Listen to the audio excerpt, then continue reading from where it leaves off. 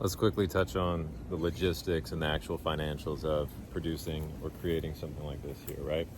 So this is a tall birdie raised bed. A bed like this, which is 8 feet by 4 feet and filled with soil. Let's talk about what that would actually cost, right? So the bed itself would probably cost you, unless it's on sale, around $300. Okay, it's often on sale though. Filling with soil though is extremely expensive compared to what most people would normally conceive when it comes to something like this, right?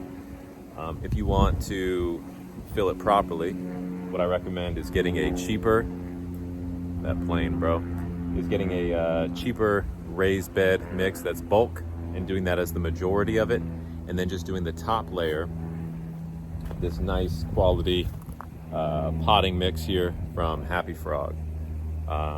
This is, well, let me rephrase that. The brand is Fox Farms, but the kind that I use, the most affordable, high quality, is Happy Frog potting mix, right? So I'll do that as the top layer, about maybe 4 inches worth, and the rest of it I'll do in a standard bulk raised bed mix in order to save money. But even such, you're still going to be spending hundreds and hundreds of dollars to fill something like this. The most economical thing you can do is, let's go over here, is checking out one of these smaller raised beds. So you've got two primary options. First one is where you do something like this, which is in the ground, you're just using wood, right? Very common. And then if you like the aesthetic and you want to do that birdie raised bed idea again, here's a shorter one, right? Smaller in size, shorter, which means, of course, the unit itself is going to be cheaper.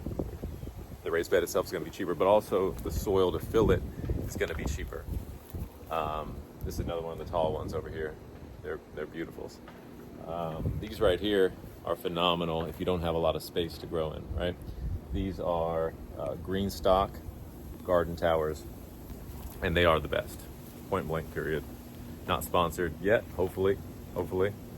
And then here's just a couple more examples of some of those birdie raised beds. These are the small ones as far as the square footage, but the height, these are the tall. I do recommend going with something on the shorter side. We saw over here, the shorter bed like this is where I would recommend getting started, because it is a hefty upfront cost. One of the things to keep in mind with growing food and gardening in general is that you determine how much something is going to cost. Okay, there's cheap options, there's expensive options.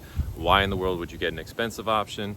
The answer is because it will last longer and it will look better. So if you care about aesthetics or the longevity of what you created, then you might want to go with the more expensive option. Subscribe, I'll see you on the next video.